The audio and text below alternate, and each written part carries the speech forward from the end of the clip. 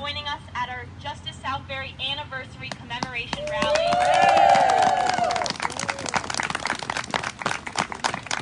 It's hard to believe, but we've been standing up here for 1 year. And I really have to apologize about the rain. It was not my job. It was John Cummings' job to control the clouds. And he really dropped the ball. So if anyone's to blame, it's John. All grievances to John. So we have a wonderful lineup of speakers and performers today. So without further ado, I'd like to present Colette, who will present to you our first performer. Yeah, Colette! Hi everyone. I must say, you've taken my breath away today, as always, but today was such a great turnout. Just to see everybody come out and support Black Lives Matter, and not to forget the reasons why we are here today. Yeah! I'll be speaking much later on, but I'd like to start by saying that we have 3 very special guests today. Maureen Scott, who is the mother of Zani and Ayanna Scott. Maureen is an incredible mother of these 2 amazing and extremely gifted young ladies. You've seen their artwork that I posted on the Justice Southbury page. They are part of the Justice Southbury Education Initiative. A few members from the Justice Southbury have mentored Zani and Ayanna and helped complete their applications to go to college. Kathy Richardson, Trish Stewart provided pertinent scholarship information and helped with the overall college admittance process. And Fran Trelease gave great support in writing the college admission essays. Now all we are doing is waiting to see if they got accepted into college. So that's one very proud initiative that Justice Southbury has done for these 3 beautiful people.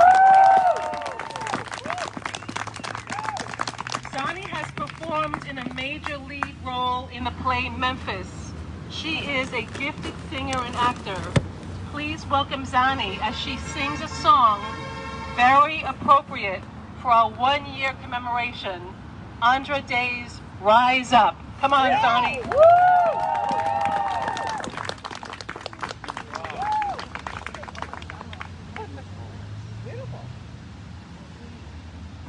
Broken down and tired, living life on a merry-go-round. You can fight the fire,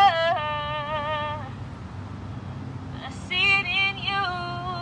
We're gonna walk it out and move mountains. We're gonna walk it out and move mountains. And we'll rise up, highlight the day. I'll rise up, in spite of the ache. I'll rise up, and I'll do it 1,000 times again. For you.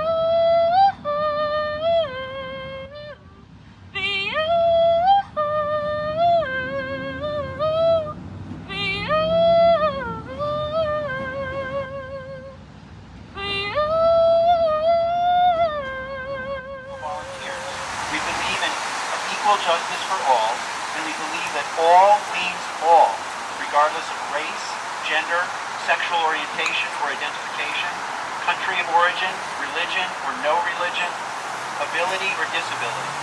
We believe in judging people by the content of their character, and in turn, we expect to be judged by ours. We hope to be tolerant and compassionate, but at the same time forceful and active. We are willing to engage in necessary and necessarily difficult conversations and discussions about all of these topics. If we can do anything to show that hate has no home here in Southbury, then we will have achieved our mission.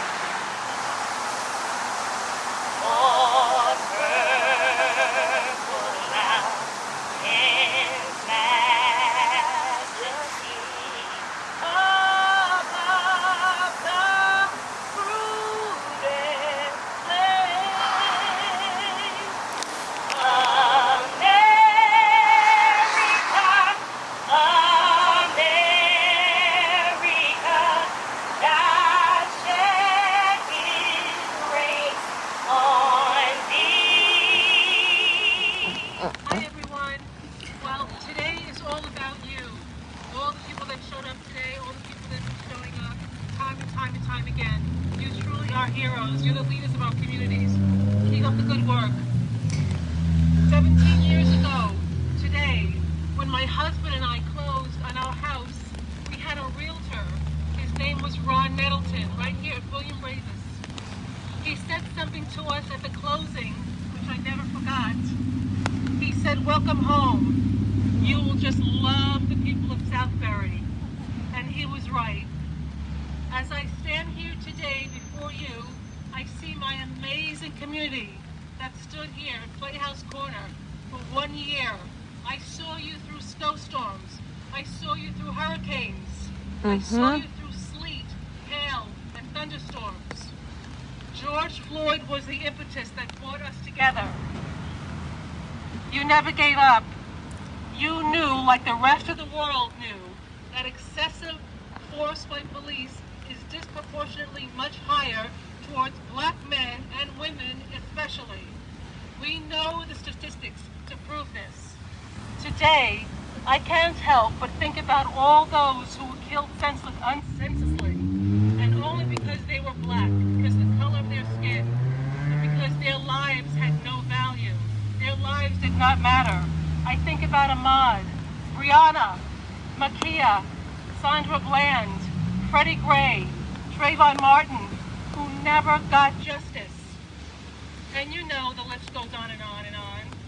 I also think about our civil rights leaders, like Ali mentioned earlier, who led the protest peacefully. It was Martin Luther King, Rosa Parks, Mahatma Gandhi, Nelson Mandela, John Lewis, and let's not forget about the modern-day Colin Kaepernick. Colin was the first to take the knee. He had had enough. He said, "Black Lives Matter, stop shooting us." But they all sacrificed, didn't they? Colin, Rosa Parks, Nelson Mandela. They even gave their lives in a struggle. It has been a long, fierce, and exhausting struggle, and it still continues today. We're all exhausted. So here we stand today, some of us weary, and we ask, what is next? Me, personally, I have my 5 Calls app loaded on my phone. I don't know if you know what the 5 Calls is. If you can load the 5 Calls on your phone, you're going to have access to your senators, your governors, your representatives. Call them. Voice your opinion to them. Don't give up. Let them hear your voice. Yeah. Yes. Connecticut is a safer place than most. We're lucky. We have Democrats making powerful decisions for us. Governor Lamont, he signed the Police Accountability Bill, which will address improper and excessive police conduct and transparency. Yeah. Certainly a step in the right direction. Yes. And before I close, I want to again thank the Richardson family. They've been here from day one. Mary Doherty, she started this. Yeah, She stood on Mary. the corner. Woo! We followed them. They've never given up. Thank you so much for your compassion. Thank you so much for uniting the community. And thanks most of all for your compassion and support for Black Lives Matter. Woo! Thank you all. Every single one of you. I know your faces. I know your names. Woo! Thank you from the bottom of my heart to each and every one of you for being a great neighbor and true humanitarians. Thank you. Thank you, Colette. Thank you, Colette. Next up, I'd like to introduce my lovely daughter, Catherine. She again wants to play something very appropriate for the day today, the commemoration. Hallelujah, Catherine Mambo. Woo!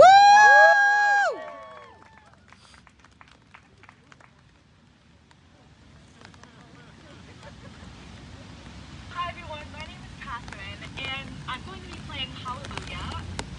I think that this is a song about not only being thankful for what you have, but also working towards a better future, which is what we're all here to do today. So I hope you enjoy. Thank you.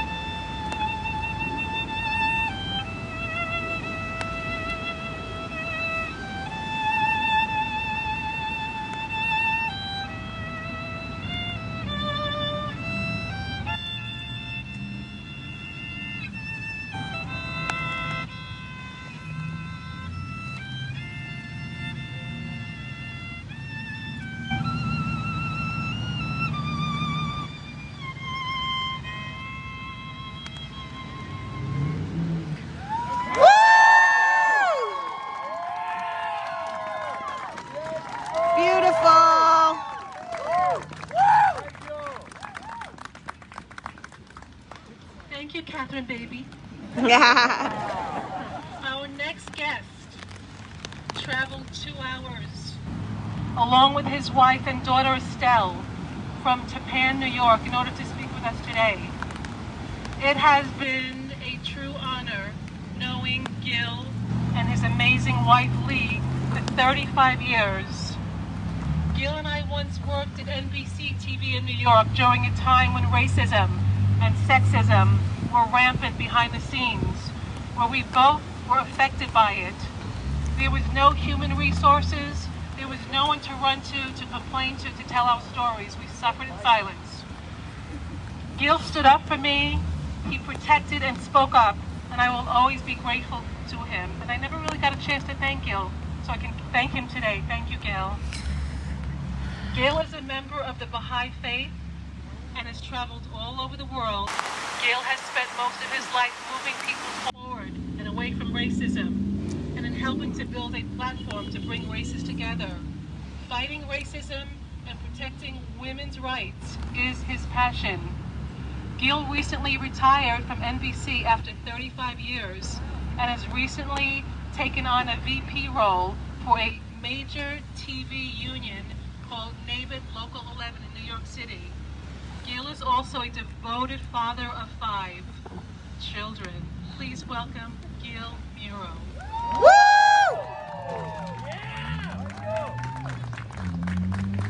Well, thank you, Floyd. And I have to say, I am so impressed to be staring at a group of people who are primarily light-skinned, who are standing up today for, excuse me, sorry about that, it's very directionally, I should know better, I'm a technician, I should know better to speak into a microphone directly. But to see a group of light-skinned people, myself included, my wife and my daughter are here, speaking up on behalf of Black Lives Matter. You should applaud yourself, you should be proud of yourself for showing up, because actually, you know, the earth is one country and mankind is citizens. Woo! Thank you for giving me the opportunity to speak here today. I want to offer, after 53 weeks, I want to offer you some ideas, some inspiration to help eradicate racism. I'm going to offer you some ideas, okay? I have known Colette since 1986. We met as colleagues at NBC. She was an audio engineer. I was a technical director doing live TV. She is incredibly talented, hardworking, and a dignified human being. Yep. I mentored her in her goal of becoming a technical director. Eventually, a position opened up, and I recommended her for that position.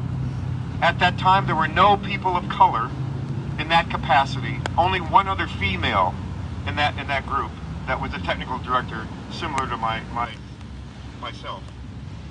But there was some resistance to her advancing like that, but I supported her and I tried to help her succeed. A white male manager, for whatever reason, decided she was not a good fit, wanted to demote her. So we were summoned to a meeting in labor relations, this big conference room of the board. I'm sitting across from the manager, Colette was sitting next to me, decided she was not a good fit. So we summoned to this meeting, and I asked the manager for some empathy and patience during our training period. Apparently he did not like this. He became angry, aggressively rose out of his chair in a threatening way toward me. He almost grabbed my collar. Even though Colette eventually decided to leave NBC, she took a job at Fox and ABC. This didn't hold up her career. We became friends and we've maintained contact throughout the years following that. During a recent conversation with Colette, she asked me, why did I support her? Why was I willing to stick out my neck? And what was I hoping to gain? I explained that at the core of my being are a set of principles that I live by. God bless you for standing in the rain, by the way.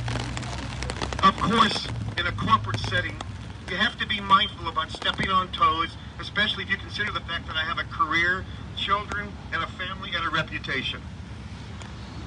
But when I see an injustice, I just can't help but act. My courage and strength stems from my faith, the Baha'i faith. It teaches that racism, specifically between blacks and whites, is the most challenging and vital issue confronting America now. Yep. By my own example, I have encouraged my children to embrace statements from the Baha'i writings. Let deeds, not words, be your adorning. The earth is one country and mankind its citizens. Yeah. Let your vision be world-embracing rather than confined to your own self. Also, my wife, who has been a Baha'i, is a 12th generation Southerner who is an occupational therapist for the last 10 years, has provided free services to moms and babies in the WIC program. Nice. Primarily underserved women of color. Yep. Yeah. Mothers. Woo! She's mentoring mothers during the early months of breastfeeding. We have a tent set up in our front yard right now where she serves people for free. Racism retards the potentiality of its victims, corrupts its perpetrators, and blights human progress. Prejudices of all kind, whether they be religious, racial, patriotic, or political, are destructive of the divine foundations of mankind. All the warfare and bloodshed in human history have been the outcomes of prejudice. Yep. I can't turn away and ignore injustice. It would be an affront to who I am. It's also the right thing to do. Expose corrupt behavior and try to educate the perpetrator and correct the situation if you can. Again, during a recent conversation with Colette, we were talking about her fear and anxiety about every time her children leave the safety of her home, will they confront or experience violence or injustice as they carry on with normal, everyday activities. She said she was amazed and impressed as to how freely my 5 children travel all over the world, as she is afraid to let her children out of the front door. As a matter of fact, I have a journalist son, Adam. He's in Lebanon right now, doing his freelance work and on a bicycle trip through the countryside of Beirut. Now that's privilege. What a privilege my family and I have. My wife and I never need to worry about it. It's also sad, a sad truth, that how ingrained racism is in our society. It is detrimental to the mental health of African Americans in their daily lives. It is not only the visible violence we see in the news, but also the pain and anxiety in the daily lives of millions of African Americans. Even though I can't ever imagine how Colette feels when her children leave their home, I can relate to the pain hundreds of thousands of African Americans' parents feel when their children are harmed or killed by violence motivated by racism like George Floyd. 3 years ago, March 5th, 2018, on my wedding anniversary, Tanya, my eldest child, was suddenly and violently taken from me. I sat in the emergency room and watched her take her very last breath. She was a mother of twins, a brilliant educator, a Fulbright scholar who visited over 30 countries. Of course, the circumstances are very different compared to the violent and brutal death of George Floyd. The cell phone video has been viewed more times than any other video in the world, and his desperate call, "I can't breathe," heard by everyone, yet ignored by the person who had cut off his air supply for more than 8 minutes. But this loss has helped me develop empathy and compassion for his family and for black mothers and fathers who have lost loved ones due to the epidemic of racially motivated violence. And here we are today, my family and I, in Southbury, standing up for our fellow human beings. Yeah. Woo! I'm honored to be with you and applaud your consistent year-long 53-week effort to bring attention to the murder of George Floyd and the sacrifice made by his dear family. How did we get to this point? How did the United States become the divided states? How do we fix the problems, heal the divide, stop the violence, transform hate into love? I'm in a study group now to understand the genesis of racism in the United States.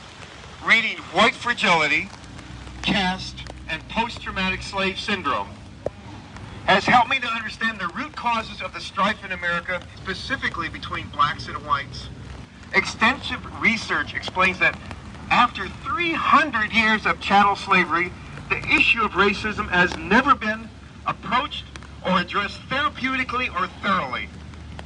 Racism is not only manifested in the violence we witness, but also systematically exists in our political, judicial, and educational systems.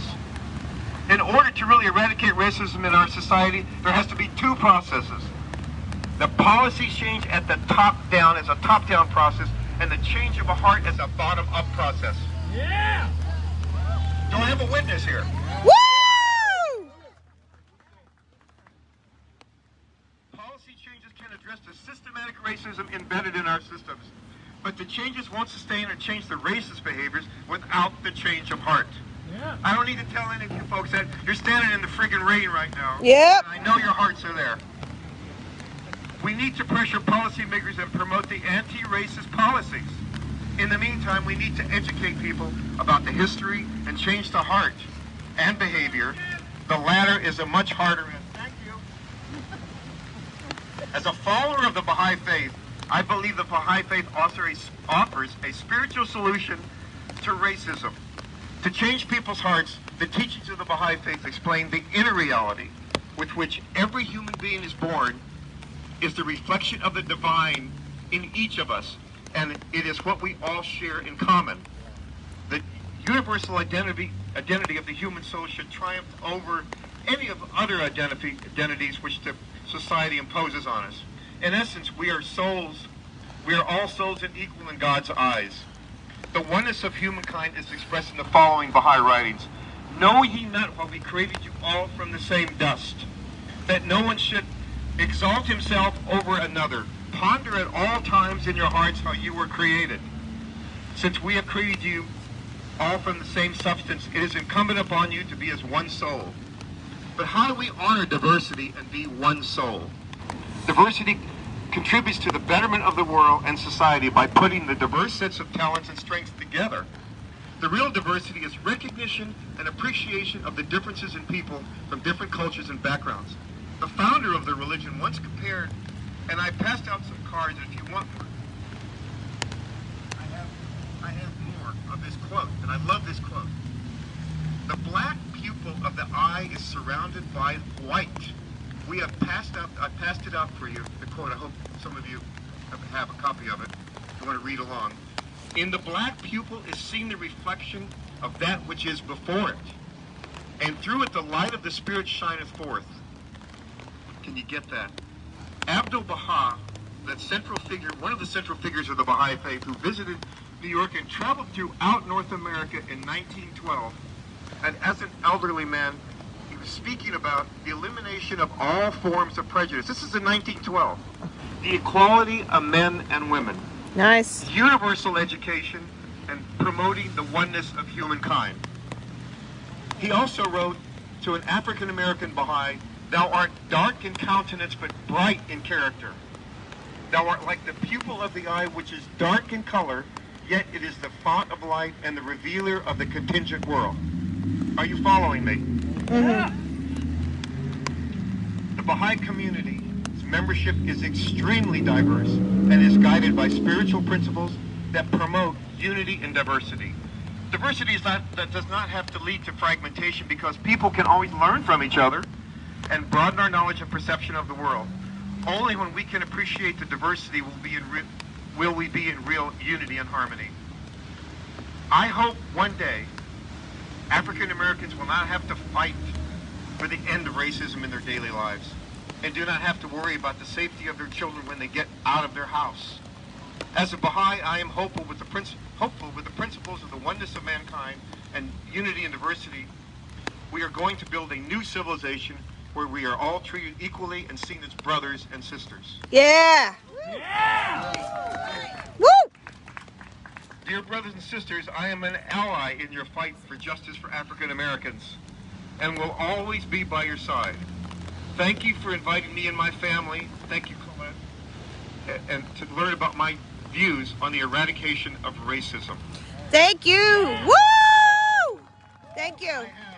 I would like to offer, I know it's raining, I'm going to offer just a brief prayer from the Baha'i writings on unity.